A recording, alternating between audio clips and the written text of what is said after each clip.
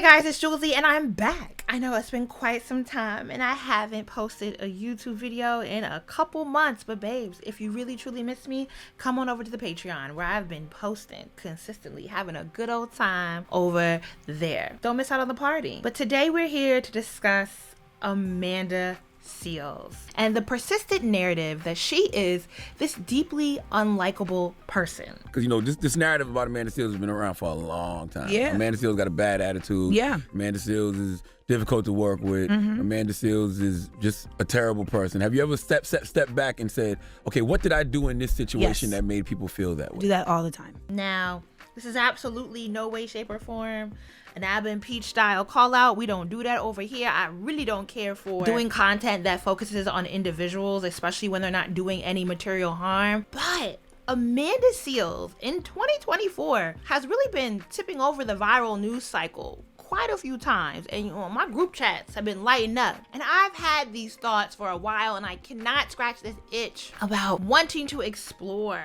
what has shaped her career for so long and why this unlikable narrative has gotten so much media attention. Like, why has it stuck around as part of her brand identity for such a long time? There's a whole narrative that is completely false that people keep spinning. They keep saying, you know, that I'm this mean girl on this set, that I harmed these people on this set. And within doing my research and digging into the history of Amanda Seales, I've really come out with these top few questions. One, the primary question being, what is the value of public validation for interpersonal conflicts? What does it mean as a celebrity, an influencer, any person who commands a very large audience?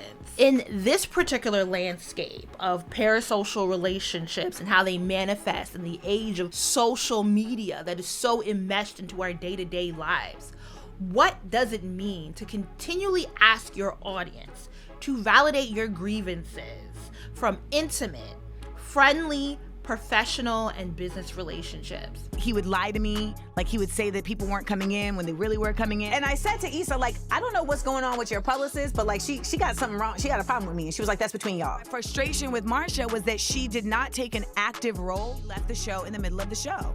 And no one has ever done anything like that. It was very disrespectful. He still has not said anything to me about it to clear it up, and I expect an apology. Then I also want to discuss colorism and how Amanda Seales has shown up in this colorism discourse. Like, what does it mean to be a light-skinned Black woman who consistently insists on centering their trauma in the colorism conversation, and who has chosen to be a rather vocal defender of light-skinned people? You don't play about light-skinned jokes, though. Because it's stupid, and I'm not stupid. I remember when we was in Grenada, and I was totally joking, and I go, light-skinned people can't be revolutionaries. I had to stop it before Amanda dropped. Like, I'm playing, Seales, all right? Well, it's also just false. Yeah. And yeah, we absolutely are going to touch on the Club Shay Shay interview. So I've never talked about this publicly because it has always been incredibly important to me to protect Issa. Ooh, and the calling out of Issa Rae and her publicist, Vanessa Anderson. Let's talk about it.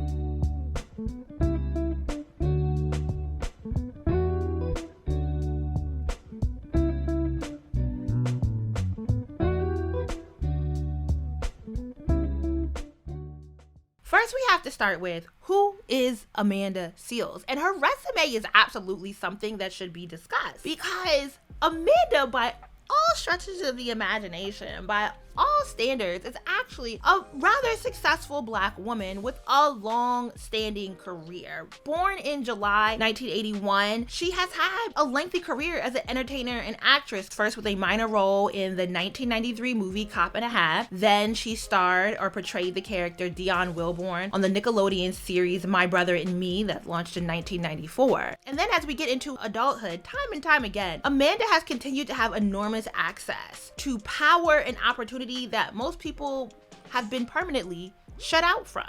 Fresh out of college in 2002, she's featured on several episodes of Russell Simmons' HBO series Def Poetry Jam under the moniker Amanda Diva. I got 40 MCs on my block, walking with a bot, claiming that they real hip hop. 80 feet in Timbs and sagging jeans, rhyming about cream, chasing the same dream.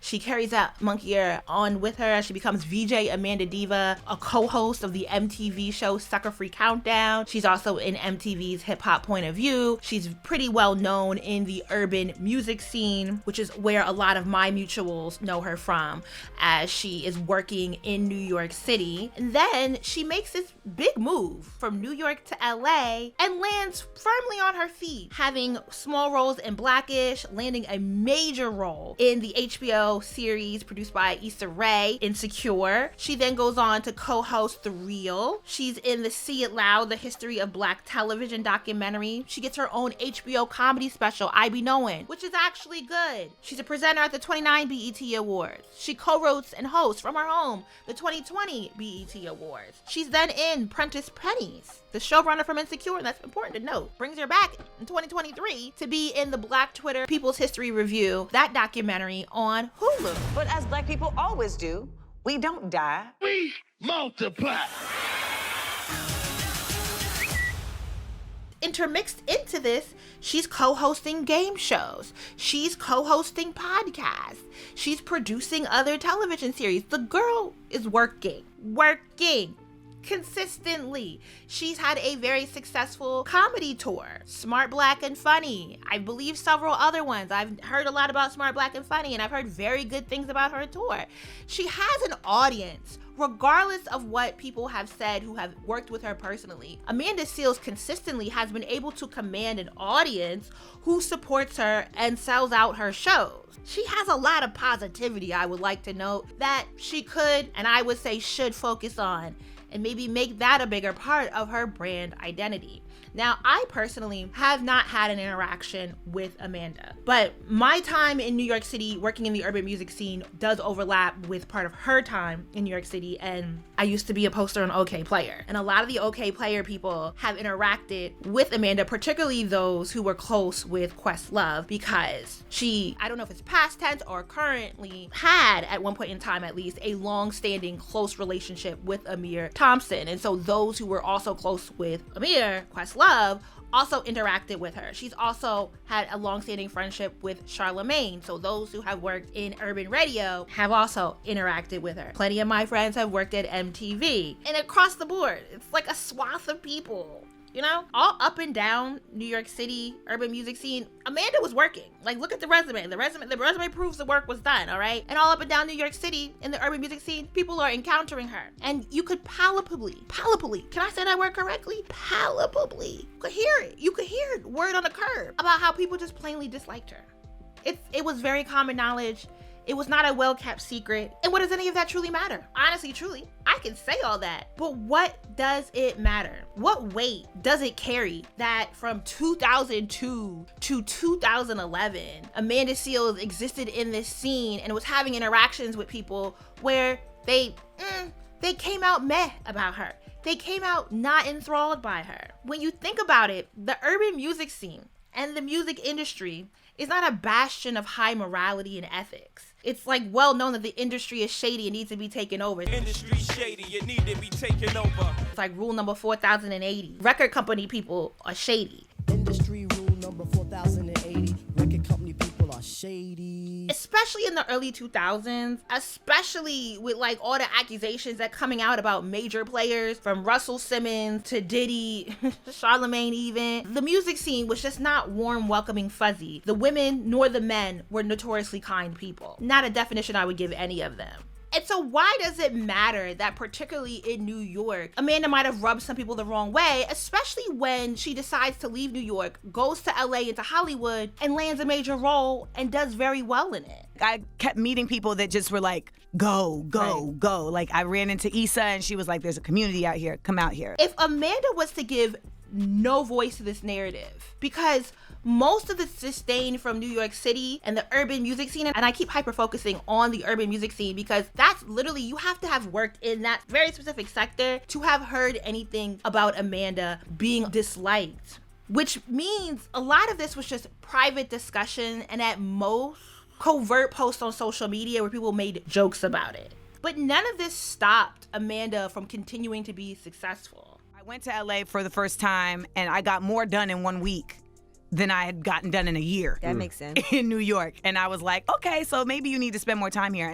And more importantly, none of these people would come forward and publicly address their fallout, their issues, or why they dislike Amanda, because it's just not worth it. Most of people's issues with her from an interpersonal perspective is simply that Amanda treats people the same way she complains about being treated. She continually attempts to best people by using her very prominent platform to call them out. She is always dashing to be the first person to make the public call out and to share her narrative of how someone else is wrong. You a wish a motherfucker would person, Amanda.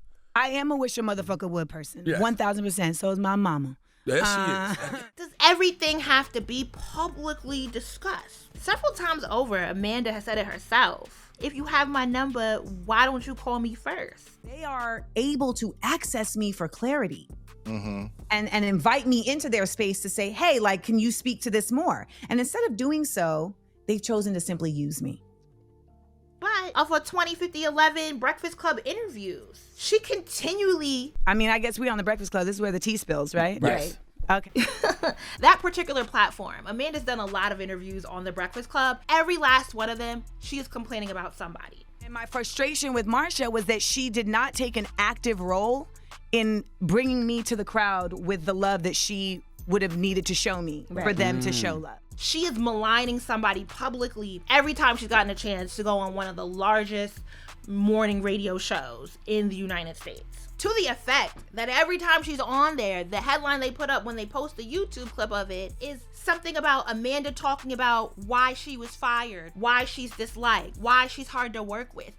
Babes, you're in Hollywood working. Why is this your brand identity that you're running with? You've left New York. Most people in New York who dislike her from personal interactions see zero negative value in publicly spatting with someone who they just prefer just not to deal with again. And because you've moved to LA and then people are back in New York working in music, and trust me, we all know how the music industry is set up.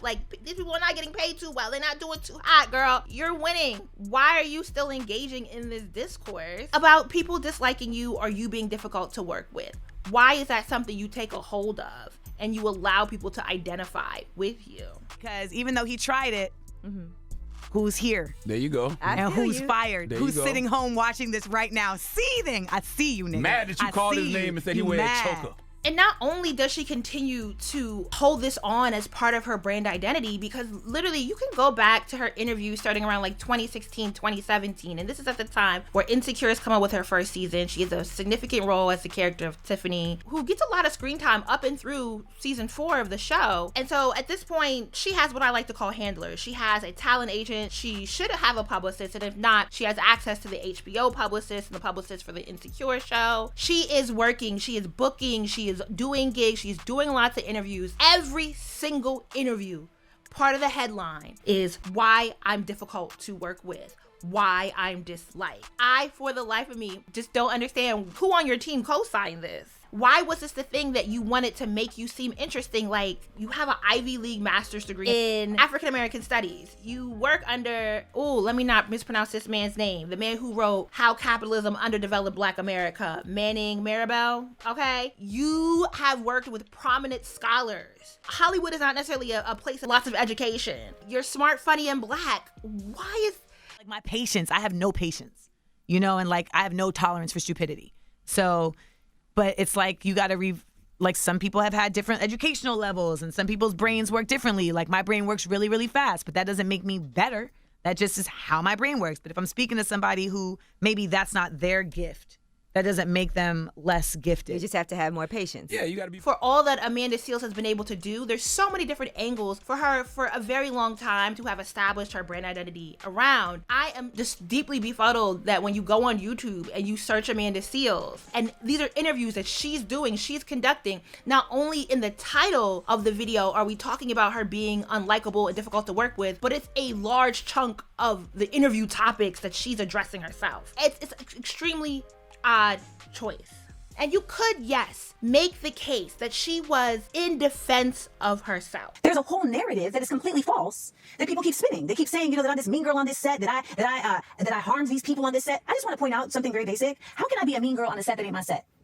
But where are the people making the case against her publicly, vocally, loudly, in a meaningful way? Engaging with this narrative and allowing it to become part of her brand identity, even as she moves from New York to LA, does so, again, I'm repeating, very successfully. She did her big one landing on Insecure and playing a character role very well. Most people, when they move to LA from New York, regardless of how they actually land, even as they struggling, they take it as an opportunity to reinvent themselves, to shed their old skin. Like, living in New York in your early 20s and having people dislike you, par for the course. Quite honestly, being a black woman in the early 2000s in New York, trying to figure your way out, and people rumbling about, I don't like the way she moved. Actually, opportunities to learn some lessons and to evolve and mature as a person. And when you move to LA, leave that ish behind, especially because both in the music scene and in Hollywood and in Black Hollywood, the power and access that you get and the wealth you build is what endears people to you, unfortunately. And we could say the modern version of Amanda Seales in 2024, who's espousing this radical pro-Palestinian politic, does not care to have people who are not real be in her social circle. But girl, you were friends with Jason Lee for how long? I'm built for Jason, this. you're actually a good-hearted person. Say it again.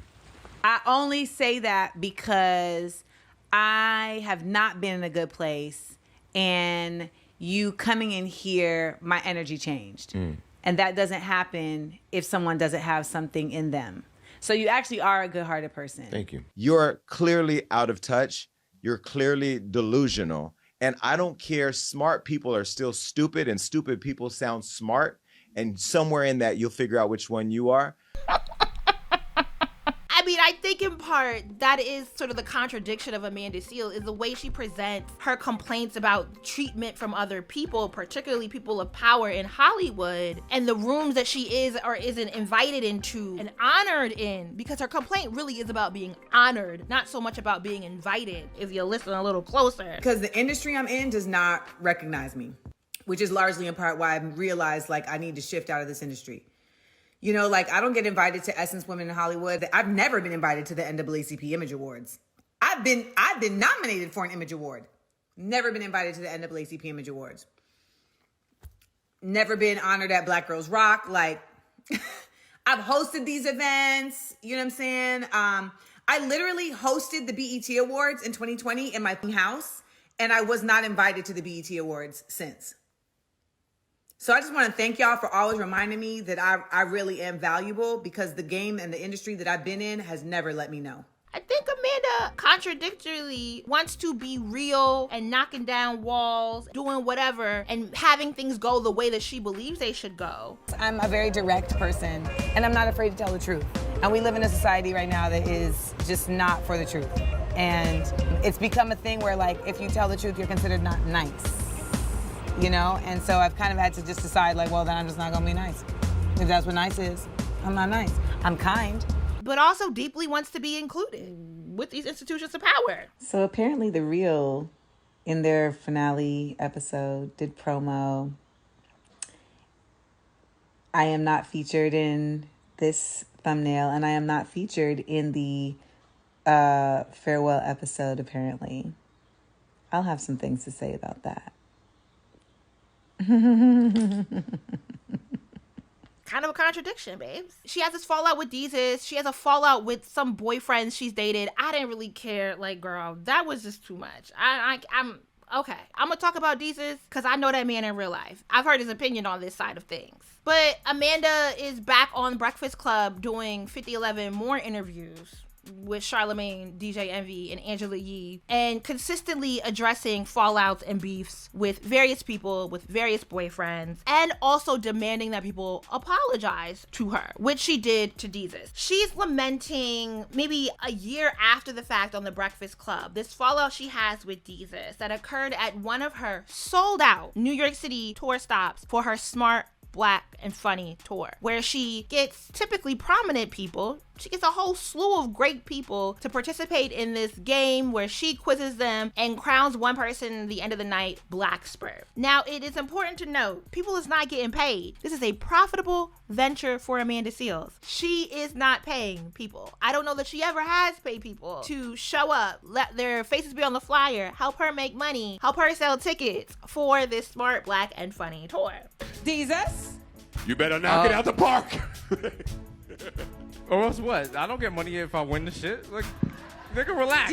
Now, on the Breakfast Club interview where she talks about the fallout with Jesus, she accuses him of being drunk, of his drinking inhibiting his ability to be intellectual, making some very backhanded remarks at him, and really takes umbrage with him because, as she says, he was unfunny and fell back on telling corny, light-skinned jokes. A line Amanda vehemently hates to see crossed. Okay? I think Jesus got frustrated with the fact that he had drank so much that he no longer had a meter for his funny. Because Jesus is a funny dude, but the drinking and smart. Yeah. And then, but liquor clouds that, and so he wasn't getting the jokes off, and he was feeling away, and then he started just doing light skin jokes, and like at a certain point, you're just like, you know, I mean, it's not. You hit that punchline, they ain't really rocking with it no more. And she has positioned herself as the ultimate defender of light-skinned people. And she pushes back against Jesus. And it took me forever to find a video of like, what the hell happened? I've heard Amanda's various interviews on the matter about what she said happened via her social media. I've heard Jesus in person tell me what happened. I wanted to see video of what actually happened. Let's play the clip. Like it, you like it. If you don't like it, you got this light-skinned nigga here, so. Y'all gonna berate the crowd the whole time? I'm not. I think that this is a beautiful audience. If you don't like it. Like, relax. I love these guys. Make some noise for yourselves. It always works. If they don't like it, it's because it wasn't funny. And that's the fact. Yes. That is the moment that falls all apart because Amanda really believes that she needs to defend herself against every light-skinned joke. And she defended herself, defends Joe Budden, who ended up being crowned the Black Spurt that night. And she's defending the audience against horrendous jokes about light-skinned people. Jesus ends up leaving mid-show, and Amanda goes on to swiftly label this experience as toxic masculinity. This is what she posts on social media. And then on the Breakfast Club, she very vocally demands an apology from Jesus.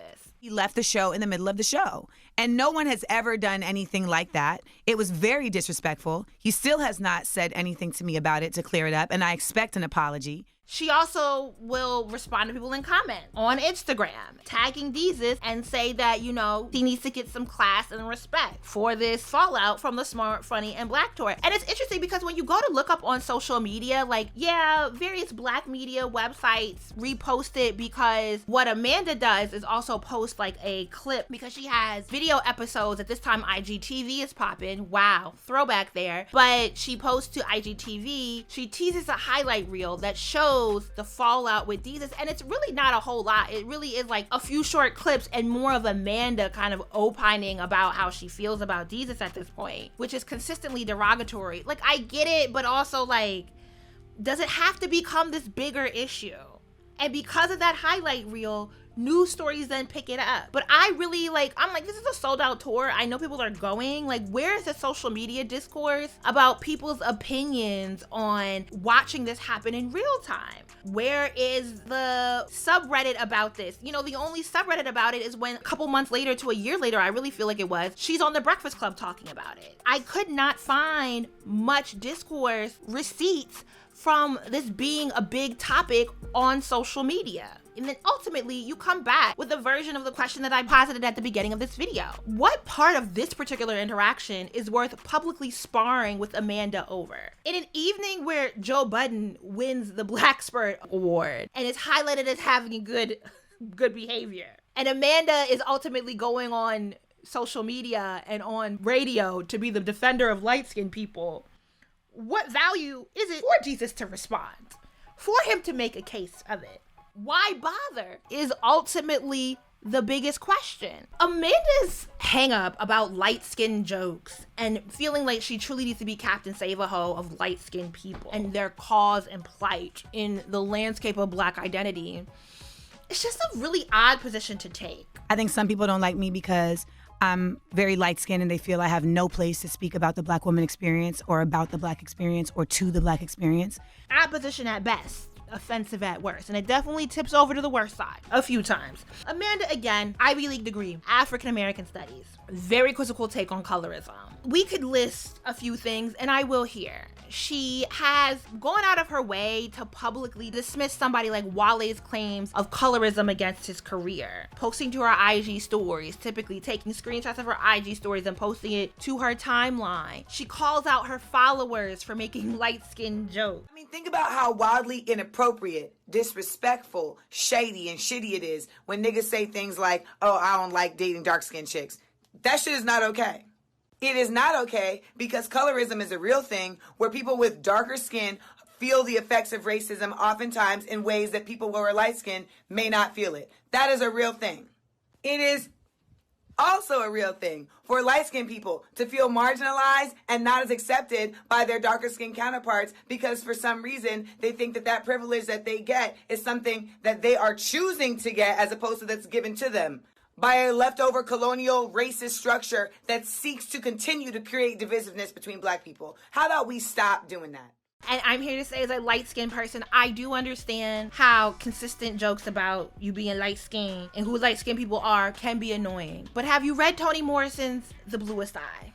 You know, some things you come to realize when you dig into African American studies is that light-skinned jokes don't perpetuate violence or harm. They can be annoying. When you're young and still coming into yourself, it could feel like a little bit of an attack on your Blackness. But the way you subvert that, I mean, personally, I just be like, yeah, abolish the light skins. I get it, girl. Abolish us. Like, I understand the history, you know, in plenty of societies, but particularly in the United States, of like post-emancipation, Black folks making the very conscious choice to rid their family lineage of particular phenotypes. And the prevalence of light-skinned African American daddies making biracial kids. It's a conscious effort on some levels. It really is, okay? But even in her interview with Shay Shay, which we'll talk about later on, she acknowledges that until recently, in the year of 2024, until the pandemic, having gotten that Ivy League master's degree in 2005, yeah, sis did not really understand colorism into the 2020s. And it took me also a little bit to understand that colorism only works one way. Right. Betcha by golly, wow. You know, she has been online saying people think I'm not Black because I'm light-skinned and I talk proper. I know plenty of light-skinned sisters that have very strong accents that are not considered talking proper. Mm-hmm. I've been made fun of my whole life for talking like this. Mm-hmm. You think you all that because you talk white. Mm-hmm.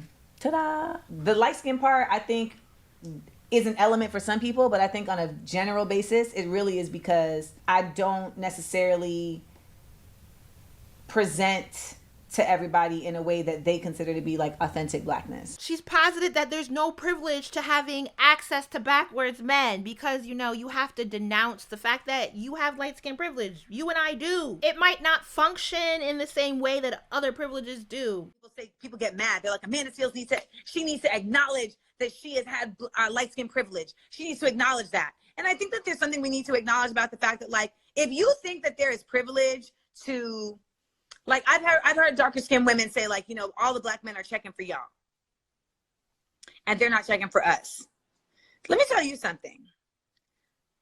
I am not interested in a Black man who is only interested in light skinned Black women. Cause that's a fucking backwards ass Black man.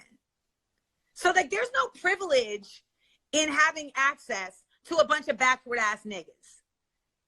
That's not privilege. Girl, I do want to point out, as another loud ass light skinned Black woman, that we have plenty of media representation reaffirming that we have the right to be loud without harm coming our way.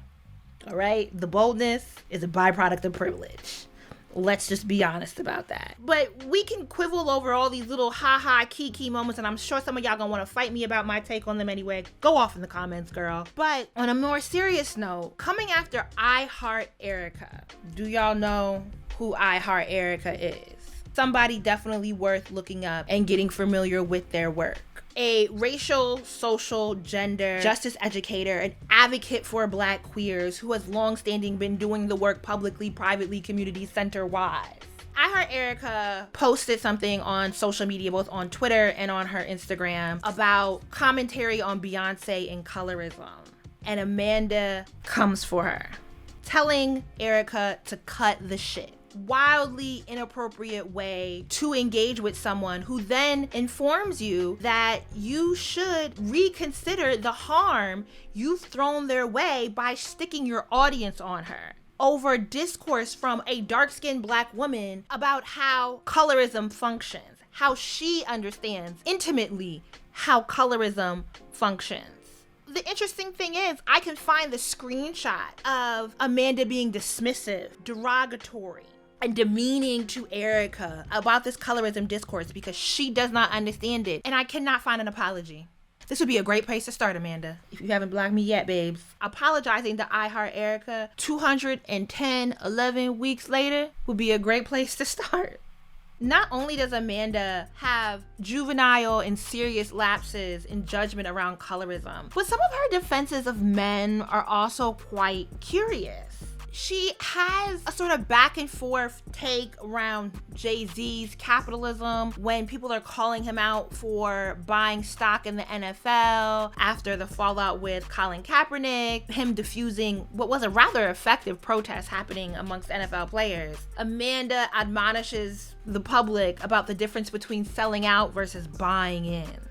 For what it's worth, on the outside looking in, because we don't know the specifics, is financially buying into a scenario where it gives him a voice. So it is the difference between you being invited to a party and you now being a part of who actually determines the guest list to the party moving forward. This is a very important position to play. You know, she's loyal to Charlemagne, a very interesting choice. I always felt that was weird because people would always say, Amanda's got an attitude, but to me, you just don't take no shit. Well, that's because you speak your mind. The same people say that you are an asshole. Yeah. So. Where I actually agree with her take that yes, you talk to your friends in person first. You do not call them out on the internet. But people were asking Amanda at one point in time for her take on the various ways he's treated Black women on that show. Charlemagne's track record is something to check. From Azalea Banks to Little Mama, Monique, Marla Negra. He has never asked Amanda if her hair is real. He definitely tried to pull that stunt with Amara. No, is that afro yours? Like, or yeah, let's just start into that because I know that people ask me all the time. Yes, I naturally have an afro. I enhance it by using extensions. Oh, okay. I'm seeing if it'll blow off. No. I enhance it by... And she was being questioned for her take on it. And then I come back to all y'all like, so what do you have to say about what Charlemagne said on The Breakfast Club today? I don't listen to The Breakfast Club. I'm in my own world doing my own thing. But what I will tell you is that when someone is my friend, I am absolutely not going to be on Instagram or in the comments talking about them to you all who are strangers before I get a chance to talk to them in private. So stop it. You're messy. And it's just interesting that in this context, she understands that y'all need to stop trying to hold me accountable for the things my friends do. I got their number. I'm going to talk to them first. I'm not going to bring everything to the internet. I mean, I guess we on The Breakfast Club. This is where the tea spills, right? Yes. Right. Okay, girl, you know better. Let's do better. But her defense of Jay-Z and Charlemagne is rather hypocritical when she has no problem calling out Samira Rice, then doubling down on it 3 years later in her interview with Shannon Sharp. Oh, Amanda Seales, she was attacking Samira Rice. What? I asked a valid question that ended up being proven, by the way. And that is a deeply egregious moment. You feel confident in assailing the mother of Tamir Rice. Samira Rice called out Shaun King and in kind of in a roundabout way, other activists around her son's birthday in 2021. She talks about how her child's image, legacy, the spectacle of his death has been used for profit by other operatives in the modern day Black civil rights space, and where that's left her, and how the care and community has not shown up for her from these people. So in the comments on Instagram, I have a screenshot of Amanda Seales responding to a story about Samira Rice addressing prior conversations she had with Shaun King. And he had posted a podcast episode about a conversation he had with Samira Rice, then took it down. But they were talking about what Samira Rice was saying in her call out. And Amanda Seales says, "It's no secret that I have side-eyed Shaun King. However, bigger picture. We gotta look at the bigger picture in this instance. Nobody finds it somewhat odd that she's just out the blue going out of her way and being given every platform with no receipts shown to call out one by one Black activists, organizers that have been visible faces of the movement. Just food for thought. You are responding to the mother not only lost her child at an incredibly young age, but has seen her child's death splayed out across social media time and time again as fodder and spectacle. You do not have any wherewithal to understand the grief that Samira Rice has to live with every day. The way that grief will never be filled in by a justice system that can never bring her child back to life. We all develop PTSD after the murder of Tamir. It's real hard and difficult when things keep happening in America. It kind of reopens everything for us because Tamir's name is mentioned so much. So I think as the family, we get a direct impact every time something like this happens. Even if you had a scratching thought about, this timing seems interesting, you could have kept it to yourself. Just out of respect. I know you demand it. Why can't Samira Rice? And rather than taking the opportunity on a public platform like Shannon Sharp's Club Shay Shay to apologize, to acknowledge the misstep, you go out of your way to bring up being called out for this, the continued call out that you deserve to continually be called out for, and say, but I was right. But about what? These stories that have no validity to them and that I have not, been a catalyst to, but they are now, they're proving to be deleterious. So like my advancement. Oh, Amanda Seales, she was attacking Samira Rice. What? I asked a valid question that ended up being proven, by the way. I asked a valid question. Don't we think that there's something worth questioning and why this woman whose son was 100% unjustly killed by the police? Don't we think there's something to be said for why are all these media outlets giving her a platform to accuse all of these people that are the leaders of movements of fraud? Nasty, nasty work. But now we have to skip ahead. We're going to skip over some fallout here because we really could get stuck on all the things Amanda has done and all the ways she's brought what she's done to the internet to try to beat people out about being the unliked because she's just too much. She keeps it too real. She will never let somebody play in her face. Hey, I get it, girl. I do get it. But let's bring it up to speed because why is this even a topic in 2024? Why has it carried on for so long?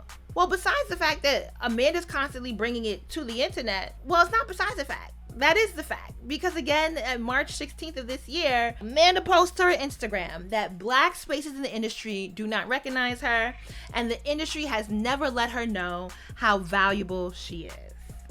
Because the industry I'm in does not recognize me. And to be clear, I'm speaking about the Black spaces in the industry I'm in. Because y'all know I don't give two damns about any of these other spaces. But the Black spaces is what I'm referring to. Which is largely in part why I've realized I need to shift out of this industry.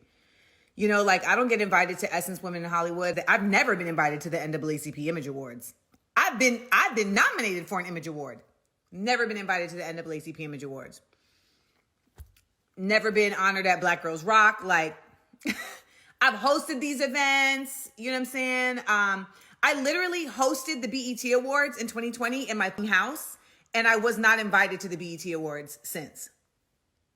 So I just want to thank y'all for always reminding me that I really am valuable because the game and the industry that I've been in has never let me know. And the comments on that video are very endearing, very embracing, very sisterhood, kumbaya, girl, we see you, we love you. Essence says they're gonna do a better job, they got you. For some people, yes, this complaint about not being invited to Essence Black Women in Hollywood dinner or not being invited to the NAACP Image Awards. But because Amanda for so long has made this part of her brand identity, a substantial part of the internet where people were like, you're yet again complaining about being unlikable. Like, girl, get over yourself. Now, me personally, I'm just like, what's the point of bringing this to the internet? Why couldn't Amanda call the people she has access to? What can the public do for you? We have to work with the baseline that the internet has never been a kind place to anyone. It is a deeply negative landscape that you can cultivate pockets of joy and care and community, but at its base you understand when you cannot control where your public commentary goes, that you do have to think about, is it worth the negative discourse that is also going to inspire? And for somebody who's cultivated a brand identity in the way that Amanda has, you would think that at the base level, this is something that she should off-rip consider. What is the value of coming to the internet to complain about not being invited to Black elite spaces that my audience does not have access to? And honestly, because of my position in life, are not that hard for me to get access to. I've been to the Image Awards. You literally call your publicist, girl. Do you not have one anymore? Call your sister friend. Even though you claim nobody on the Insecure set like you, Prentice Penny, the showrunner, which is the top executive for a show, the showrunner of Insecure included you in the 2023 Black Twitter documentary. I feel like there are some people you have access to call up if you honestly, truly want to be included at the Image Awards. BET ain't run well. Baby, you could definitely call somebody. You could call Getting to the Essence, Women in Hollywood dinner. Yeah. Now, unless you've burned those bridges, there's absolutely calls you can make. I think the underlying thing is more so about wanting to be honored and celebrated. And if you're making the call, I guess that takes away from the feeling of being honored because you want to be invited as a special guest, maybe. Is it just about the invitation, which I think you can get if you really want it? Or is it about the invitation coming in a very specific manner? I don't know. But personally, this isn't something that I would spend a lot of time thinking about either. For whatever reason, this particular come to the internet and complain about people not liking you because that is such an ingrained part of your brand identity, for some reason tipped over into The Root on March 19th, publishing an article, if everyone says the same thing about Amanda Seales, could she be the problem? Yikes. Then Essence posted an op-ed, which is very strange for them, a magazine that has really branded itself as a community for Black sisterhood, but they published an article on Amanda's likability. On March 27th, Amanda, interestingly enough, posts a sort of apology in which she says that people who took issue with her complaint might not have considered how her response came to be, the state of mind that she was in. You know, we don't consider all the nuance for why Amanda did what she did. I think one of the interesting things that I have recognized in this recent, back and forth is the failure to understand the complexities that we have as humans, and that we can be really, really great in some areas and, maybe have difficulty in other areas, etc. And I'm somebody who's always had difficulty communicating one-on-one with certain people. Some people it's no problem, but I think because of the way that I speak, my tonality, my intensity, it can be misread sometimes. I mean, sometimes I am being condescending, but oftentimes, I'm not. Complaining is a word that's applied sometimes to simply just being hyper aware of things and identifying it. And, for anyone whose feelings I've ever hurt, it was never intentional. Amanda, do you consider the nuance for other people, though? I do wonder, like them being the mother of a slain child whose death has been published. An image has been commodified all up and down social media. Do we give them consideration? But she apologized in some sort of way, even though y'all did not take into consideration where she was at and how she was doing. And if you have further comment on it, the comments was turned off on Instagram because you need to go comment on the Patreon if you want to comment. Okay, girl. That should have ended it there, honestly, truly. It didn't need to continue on. But April 2nd, the Grio writes an article about unlikability. And I will say, this article in particular feels like Monique Judge, girl, you one of the people that has been around the New York City scene. And you largely are writing this because you know them okay player people. Them people that I said again was close with Questlove, Amir, that crew, Monique, mutuality in that scene. And because you've heard the whiffling, because you've heard the jokes made, because you you seen the Facebook post and the Kiki about Amanda, you felt like that put a battery in your back to feel like you could write this article and stand 10 toes down in it. And honestly, because nobody will come to the internet and talk about the beef, it seems silly, because what Monique just did was feed in to the same thing that Amanda does. It's coming to the internet to get the public to validate your grievances. And honestly, it benefits nobody. Nobody comes out the winner. And I say this as a person who has been done wrong by other people. There are people with large followings that I could get on the internet and tell you about how they did me dirty. But one, in part, I have to step back and think, in some of these relationships, I had relationships with these people. I loved them, I cared for them, I believed in all their magnificence. And in a very public way, I believed in them. I cannot come to the internet and then say all these negative things about them because, one, I don't have bad judgment. They did me wrong, but they still probably are great people to other folks, not just to me. So what's the point of getting on the internet and trying to take someone down and really have to burn their character down to the ground because of a wrongdoing they did to me? And then there's also no guarantee that I'll be successful at knocking them people down. I generally don't believe in revenge or being vengeful, especially not in this way where I need to get on the internet and get people to corral around me and validate my side of the story.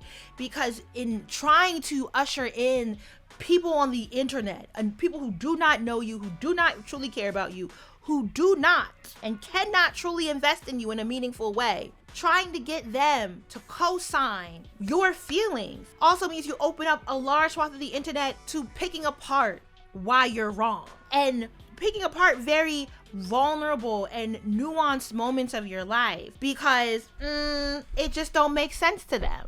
And that, I say 10 times out of 10, that is what stops me from engaging in public discourse about someone I fall out from.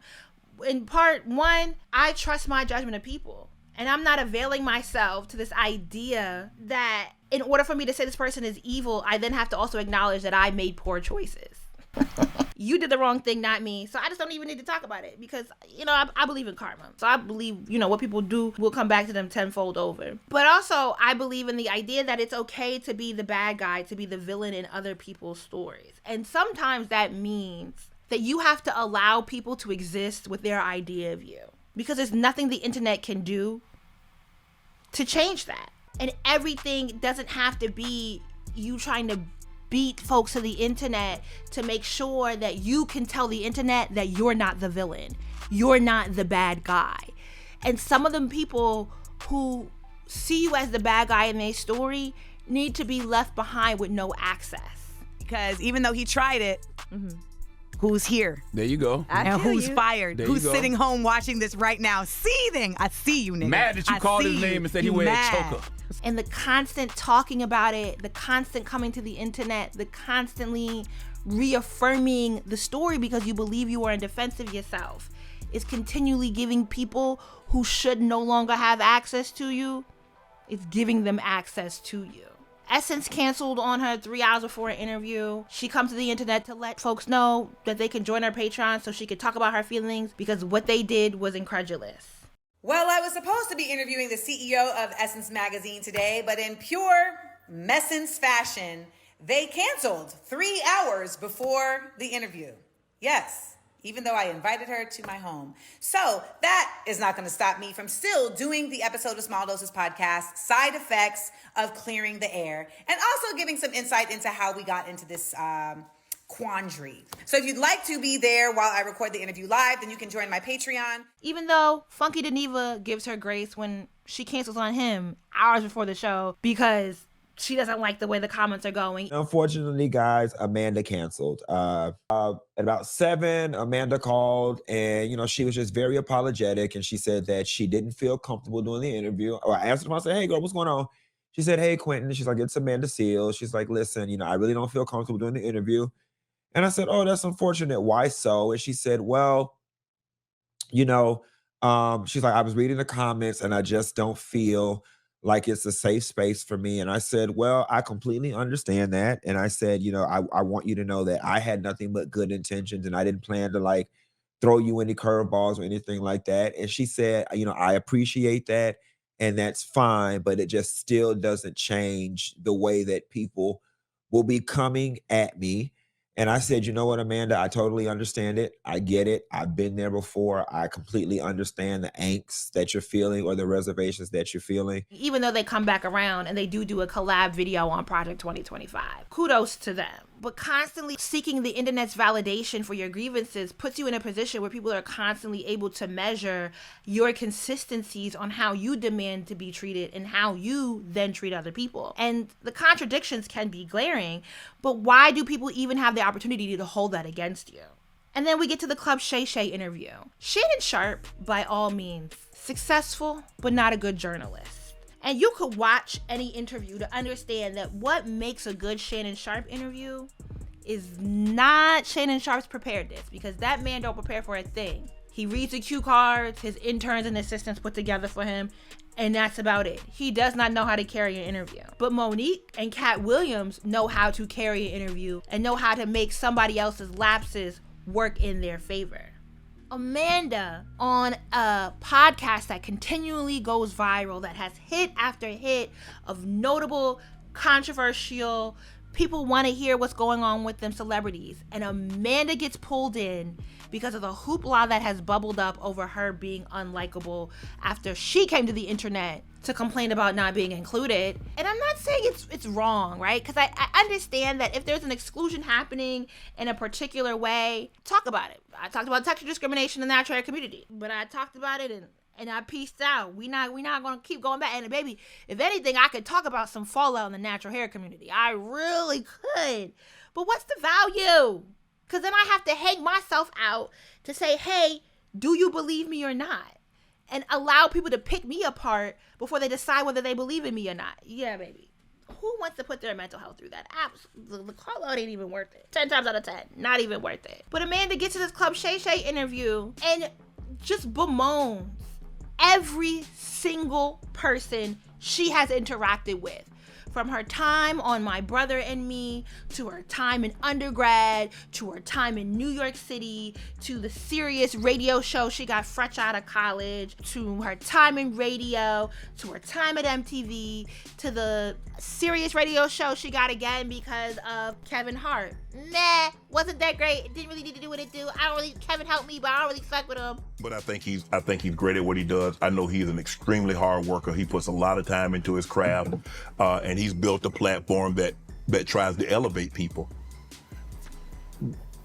Oh, Lord. I think that's his goal, but I don't know that his staff has the same fervor for that he does. Okay. And I don't know that he's I'm saying this literally, like I don't know if he's necessarily empowered them to do that. Mm-hmm. I literally don't know. I know that he voiced his intentions to me, mm-hmm. but they were unable to be carried out. Girl. And most notably, calling out Issa Rae and her publicist, Vanessa Anderson, from her experience of them on the Insecure set. And so I've always protected Issa. However, there's just been enough instances at this point where I should have been protected by Issa and I wasn't. And Amanda in this interview takes great time to discuss how she gets put into a scenario where nobody likes her on that set, supposedly. And nobody's saying nothing to me. Everybody knows, because at this time it's just the women shooting. Everybody knows what's going on. They don't say nothing to me. And that's just fucking mean. It's mean.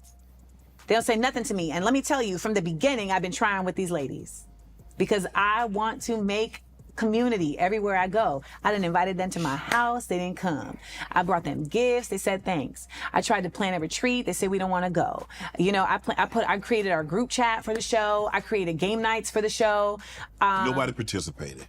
I mean, eventually, but like... reluctantly. But I'm trying to do this, you know? And further inserts Issa Rae into a story that Amanda has long been telling since she got kicked out of the Black Emmy party in September 2019. Matter of fact, she got on Instagram, she live streamed, did she IG story it, whatever, showed herself getting kicked out of this party, making sure that the news coverage would come for it, and then did podcast episodes on her own podcast about the experience of being kicked out of what was Vanessa Anderson's Black Emmy party, the second year of it, being poignantly kicked out because she was on the no invite list. She was on the no entry list because Vanessa does not like her. And so for the past 5 years, she's been telling this story and talking about it, giving it legs, giving it a lot of motion. And on the Club Shay Shay interview, expenses a lot of time blaming Issa as the root part of the problem of her fallout with Vanessa. I'm looking at Issa because it's like, this is your responsibility. We are both your employees. Mm-hmm. And this is a part of leadership. This is the important part of leadership. And that's what makes leadership so annoying, is you got to manage people. Yes, you do. And personalities. And yes. it's a very difficult task. But it is par for the course. Yes, but that's why you got the 100 million or whatever you got, is to manage your employees. So I said, listen, I am not saying that it's going to be a problem on set, but I do think it is a problem that you don't feel that you need to step in.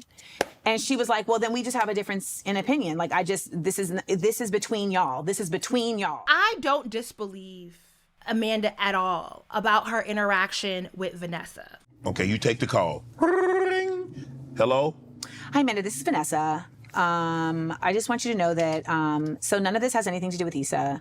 That's the first thing she says. None of this has anything to do with Issa. So I just want you to know that, but I do want you to understand that it was me who kicked you out the party. Okay. So, I just want you to know that the reason I kicked you out the party is because I don't like you. Vanessa does not give off warm and fuzzy vibes, all right? Most publicists in Hollywood, again and again and again, are not warm, fuzzy, kind people. And Vanessa in particular, very much so, is very protective of her client. And I'm not excusing her behavior because, baby, I've met Vanessa and I steer very clear. I've interacted with Issa's whole little crew and they are very much so, why the fuck is you in VIP type people? And I'm like, you know what? You right. I'm gonna stay over here. But the quizzical thing about her interaction with Vanessa, even in the way she tells it, it's like Amanda just gives Vanessa way too much opportunity to do something against her. When the Insecure series starts, right, Vanessa is Issa Rae's publicist. She's been Issa Rae's publicist since college, and she's not established yet. Everyone's kind of finding their way. If you look at Issa Rae 2015, 2016 to Issa Rae 2020, there's an evolution that happens. Not a very different person, but obviously access, opportunity, wealth, success transforms. And you can look up AMPR and the agency and what clients she had when the show started. But more importantly, she's Issa's publicist. HBO has their own set of publicists for Insecure. And then when you sign to a talent agency, when you get an HBO special, you should have your own publicist. Why does Vanessa have this much weight in your life? The girl isn't really nice to a lot of people. What does the interaction mean? I don't know why Amanda gives Vanessa so much authority in her life. And she tells his story on Club Shay Shay about not liking Vanessa and saying something to Issa Rae about it. And Issa saying, you gotta deal with it. Like literally cried like face to face with her, like, this is terrible. And she's like, this is the first time she finally says like, well, I'm sorry that happened to you.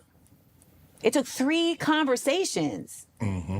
And I said, well, I'd like to talk to you further because I need you to speak to Vanessa. She is trying to ruin my career. She's like, I don't think so. Issa is the boss, but there's other bosses, right? There's a whole executive producer, there's showrunners, there's a whole team at HBO. Issa's not the only person of authority on the set of Insecure. And if Vanessa is really a problem, there are other ways to address it other than going to the person who is longstanding, very close friends with this woman and expecting her to automatically have your back on it. Now, we could say that Issa Rae does not run the Insecure set. There's lapses in her judgment as a boss on the Insecure set. And as the boss of the situation, she should have stepped in and protected her employee. But I also, what's not clear here and what I don't know, is Vanessa an employee of Insecure or is she just on set because Issa's her client? You know what I mean? Like, she's part of Issa's team. Is she part of the Insecure team? And is it that you want a closeness and a proximity to her because of what she represents to Issa? Like, what I keep asking is, what does season 1, season 2, what does Vanessa matter? You have an agent, you have a publicist, you have an HBO special. You touring, you doing a whole lot. Why does this girl not liking you matter? What things are actually happening that the constant fixation on Vanessa carries so much weight?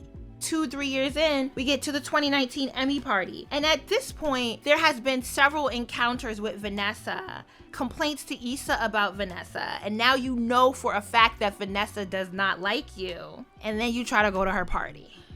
And you are told at the door that you're not allowed to come in. You get in, you're told you have to leave, and you decide that you not only want to make a scene, because I feel like getting kicked out of a party, I get it. Getting kicked out of a black Emmy party, a white woman doing it, a white bodyguard doing it, the black Emmy party, everybody's there. Your other peoples could get in, other peoples have pulled you in. I'm kind of curious though, like, was there not a way to play your hand to have the other co-host of the party co-sign you? Because Charlamagne obviously had tea, and it does get talked about in the Breakfast Club. Amanda's not on the actual Breakfast Club, but they play a portion of her podcast episode where she's talking about it, and Charlamagne names the other person Aronde or something and says, oh, Aronde was coming down to get Amanda, saw the shit show that was happening and said, oh, I'm gonna stay out of this. I don't know what's going on. I know Amanda Seales is my partner though, and I ride with Seales 100%. I wonder why she ain't called Aronde. I think Aronde was actually coming to get her, but she was already in the party by the time he got there, so Aronde went to go mind his business. Okay. And then all of that other stuff happened after the fact. Gotcha. You know, it is kind of quizzical that, like, maybe the hand could have been played a little differently because you do have other people, and Vanessa's only but one person. Amanda also in this interview says she's diagnosed with autism. I do not think there is anything wrong with self-diagnosing yourself. But in this interview, Shannon does ask her directly, did you get a medical diagnosis? And Amanda, who positions and brands herself as smart, as intellectual, as a really good wordsmith that is like at the core of her identity. So you feel just because your brain functions differently that's what caused it, or there's a clinical diagnosis that There are clinical diagnoses. For you? Yes, there are clinical diagnoses for autism, yes. Yeah, I know when you take the tests, you see. I just don't know what to do with the lapses when they occur like this. I don't know how you get tripped up by him asking if you have a medical diagnosis, if you got diagnosed by a doctor. That's a very clear question. I don't know what ethics or what line that crosses. I would love to hear others' thoughts on this. It takes her a few days to come back to the internet and then figure out the way that she can be confident about the fact that she does not have a medical diagnosis. She's self-diagnosed. And then her confidence relies on this idea that she claims that, well, I'm not spending $10,000 to get diagnosed. I've seen people say things like, well, I can't say that I got diagnosed with cancer if a doctor didn't diagnose me for cancer. And it's like, well, ma'am, cancer is something that you test for with blood and with actual biological things. Autism is a neurological disorder. It is a different set of testing. And the testing that is done is incredibly expensive and often is not even able to be had by adults. The waiting lists are often for years. Even though out of pocket, with no insurance, going to the doctor and getting tested for ADHD or autism as an adult, $300 to $700. I imagine you got it, but you know, there's also nothing wrong with the self-diagnosis. And I wish she would get out of this realm of just being so defensive and on edge about herself that she can't, that she could be more confident. Like, if you're now positioning that, like, okay, maybe there's some credence to all the things people say they dislike me for. What are all the things that maybe, because really you've been saying it, but whatever. Maybe I'm not self-aware and I don't realize how I'm interacting with people when I interact with them because I'm autistic. Yeah, but on the other end, you're still on the internet talking about how people need to respect you because of who you are and what you do and what you're capable of. And how you're that girl. You're on all the time. You got it. It's not that you can't have autism. It's that is autism an applicable excuse for all the misgivings that you have continually allowed to be part of your brand identity? I don't know if this is really gonna land with folks, right? Because I'm kind of making the argument that she should play the game of Hollywood in Hollywood. And I'm only saying this because it's very clear that Amanda wants to be in these spaces. She wants to be included. She wants to be in these rooms. I say you blow the shit up if you don't want to be in the room. If you do not fuck with the way they going about things, if you never want to deal with them again, yeah, make the scene, blow it up. But if you truly want to be included on an ongoing basis, and it seems like continually from the complaints she's made since then that Amanda does want to be in these rooms. I don't get invited to Essence Women in Hollywood. I've never been invited to the NAACP Image Awards. I've been nominated for an Image Award. Never been invited to the NAACP Image Awards. Never been honored at Black Girls Rock. Like, she does absolutely have to decide, does she want to be loud and proud and radical in her approach about not playing the game, not being part of the way that Hollywood is unethical and elitist?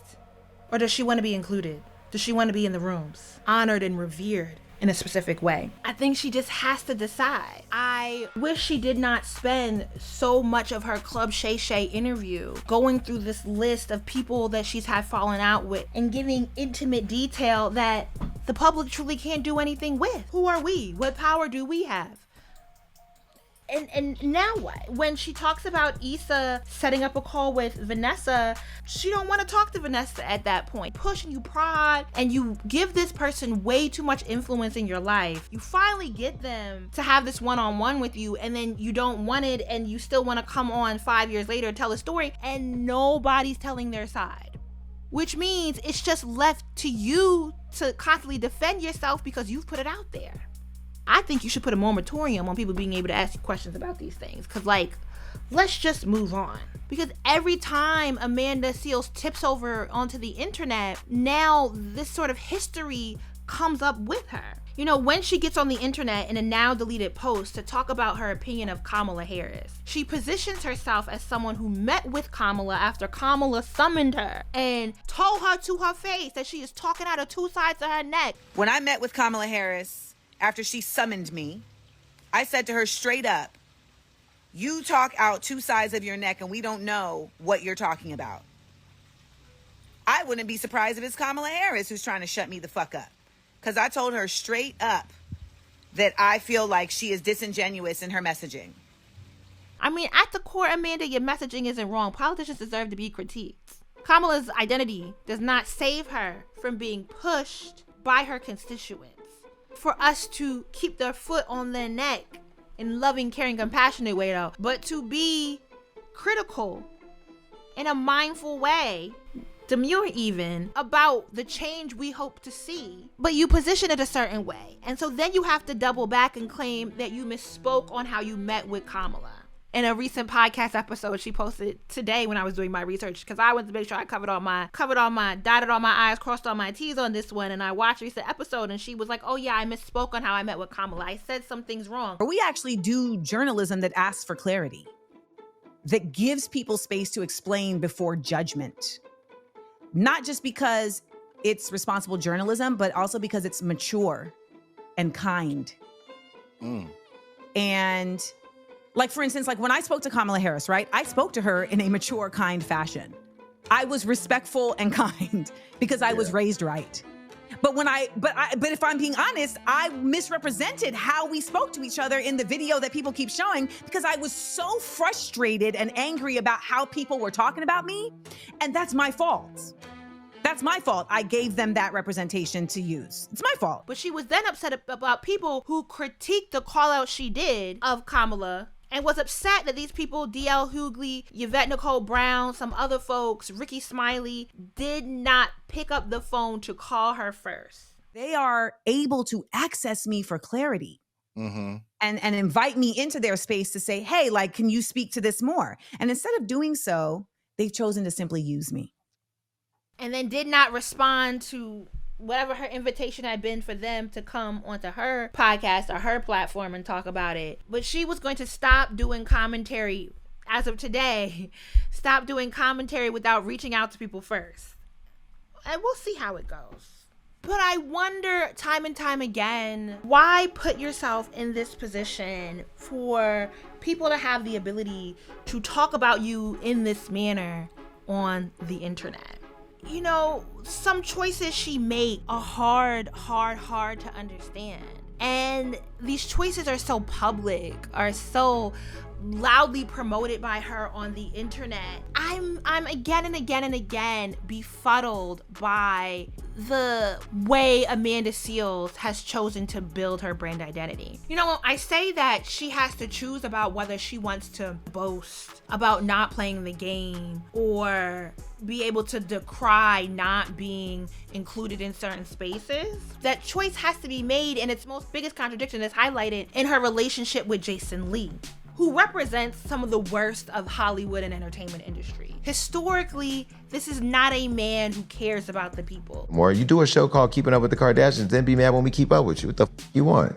Khloe wants you to stop talking about her hands. They look like dead chicken bones. The we supposed to do? You had a show called Revenge Body. What's the revenge? You went and got it sucked and tucked. Stop asking me questions. And I really hope he does not win the seat he's running for in Stockton, I believe, California. He's running for a political position. Please don't let that man come up that way. He's a grifter, a contrarian, and a nasty, wicked little person. And Amanda has had a long-standing relationship with him. He was one of the people whose podcast she went on this past year. She's been on several times to talk about the fallout that she stirred up. He's been on her podcast. She did push him on her podcast about some of his choices, but choosing to remain in community with that person, a person who is such a, what do you call it, when somebody is just really seeking to be in rooms, they have to tell you who they're friends with and that they've sat next to Issa Rae in first class, and like, they're just a brown noser. Is that what the term is? Oh, it's late. I need to go to bed. I gotta do my 6 a.m. walk in the morning. But yeah, who truly believes that Jason Lee is a good, kind, ethical person? I don't know. I love this conversation because really, for you people, it's gonna be educational because you've already logged in. You've already said, I hate black women. You've already said he's this, he's that. Oh, he's lost too much weight. He probably got AIDS. You've already done all the things that we're getting ready to talk about me doing. And the crazy part is I literally am you and you. We're all one. I'm not saying I'm innocent, but I'm also not saying I'm guilty. I'm just you. And she stuck around him even as she's dug deeper into this pro-Palestine politics. I don't say that in jest. I do appreciate her growth in that area. And I think she's done a lot of good work with amplifying the plight of Palestinians. But the choice to be friends with Jason Lee is just very icky. And then Jason, at the end of their relationship, July of this year, does a video, which has been posted all over social media by him, by Hollywood Unlocked, where he felt reaffirmed in calling out, degrading, and speaking poorly of Amanda Seales because she declined an invitation to the Hollywood Unlocked award ceremony that was hosted by Tiffany Haddish. I believed we had this relationship. I know that Amanda was upset that I questioned her self-diagnosis of autism and her backtracking of it all online. She's really good at gaslighting social media for clicks when I really don't even think she pays attention to half the shit she's saying at this point. You stand for black progressive movements, but then you go and post a photo of our invitation to you to this Black-owned award show that you cried about when Essence did the article on you, and you said that you don't get invited to any Black-owned award shows. I invited you, and you took the invitation and put it on your what's that thing? Patreon. On your Patreon account with a laughing emoji because you hate Tiffany Haddish. You're jealous of Tiffany Haddish. You are mad at Tiffany Haddish because she's invited in spaces that you get thrown out of. And you're just not a happy person. We could do a whole nother video on Tiffany. Maybe we will. That is material harm, all right? The coonery and buffoonery from one Tiffany Haddish who has gone out of her way to be pro-Zionist and to dismiss the plight, the genocide that Palestinian people have been facing. Jason Lee had Tiffany Haddish hosting the Hollywood Unlocked Awards and gave a Perseverance Award to Jonathan Majors. Next, I want to thank our brother, Jason. Baby, I believe it's on Tubi. What's the other one? Zeus Network. I'm not paying for no damn subscription. I haven't watched it. It's a hot mess. And Amanda turned down an invitation, and apparently she posted to her Patreon laughing about even receiving an invitation because, yeah, why would you invite Amanda Seales, who's been vocally pro-Palestine, to something Tiffany Haddish is hosting? Now, Jason tried to eat her up because he was like, well, we know you've been complaining about not being invited, so we ensured to invite you into our room of Black excellence and celebration. But then he throws all sorts of other things against her, and it's like, y'all were actually friends. And this is exactly what I mean by not coming to the internet or thinking about and having the discernment to consider what is the worth of trying to get the internet to validate your public grievances. And you cannot have once been close friends, seeing the best in a person, espousing publicly your love and care and like how much you believe in this person, and then when they do something you don't like, suddenly they become the worst of them. And that's exactly what Jason Lee is attempting to do to Amanda. This person who you have publicly revered has now all of a sudden become But you don't have to worry about being invited to anything else over here. You don't have autism. You're fake, you're late, and you're a fraud.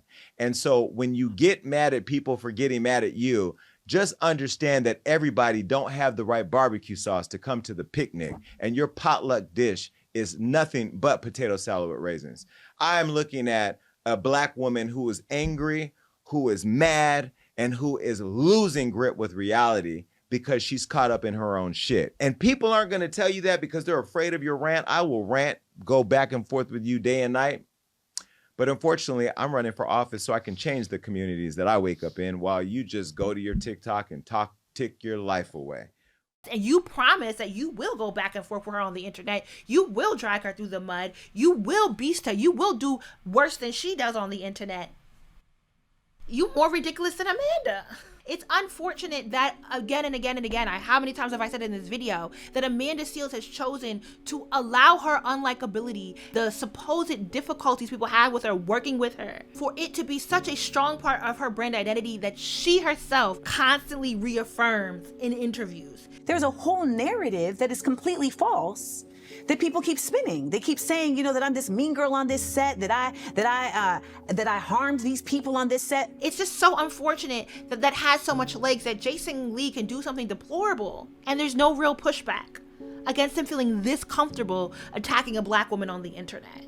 You literally are the epitome of what white supremacy does to Black people, sits on the outside and judges. When you're actually Black, and you're supposed to be woke Black, even though you're in Calabasas with the Kardashians, you're clearly out of touch, you're clearly delusional. And I don't care, smart people are still stupid, and stupid people sound smart, and somewhere in that you'll figure out which one you are. That is entirely obscene. The lesson that I want people to take away from this is, as individuals and as social media becomes a bigger part of our day-to-day lives, and places like TikTok democratize who can become a creator, who can go viral, who can make money off of their content and reach opportunity, and this idea that we should get on the internet and share our grievances because outrage is such a huge social currency. And talking about, oh my gosh, what happened? Ooh, give me the tea, story time, please. It might seem like it's incentivized, but Amanda Seales is the clearest case study on how it can do a lot of harm. Like, what I've experienced recently with this internet shit, like, it could take you out. Like, if I was somebody with a different set of people around me, or if maybe my chemical mind was different, like the way that my chemical balance in my brain was different, like, I may not have made it out of that. Social media is bad for your mental health. It'll definitely drive you to that brink at times. 1000%. And because it's like, it fucks with your perception of reality. Yes. If it wasn't for y'all, I would really...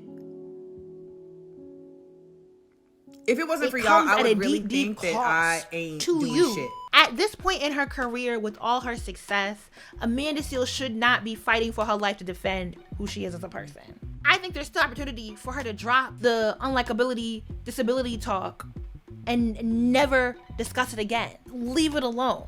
She will have to evolve her politic on colorism, though. She definitely owes quite a few people in that particular sector an apology, and she should unblock the dark-skinned Black creators who were trying to inform and educate her on how colorism functions and the harm it causes, and let go of this idea that she, as a light-skinned Black woman, needs to have her voice heard in that particular conversation.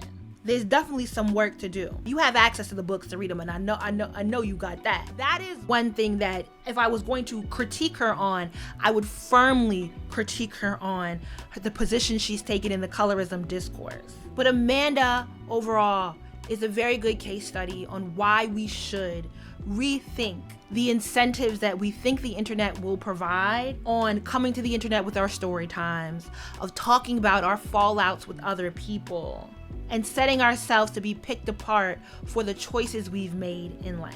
What is the value? What are you reaching for? And can the internet really provide that for you? Things to think about. Thank you for tuning in. As always, if you want to see more content from me, come on over to my Patreon, babes. It's a good time. And I appreciate if you made it all the way to the end of this video. Comment down below if you did, because you a real one. See you on the other side. Deuces.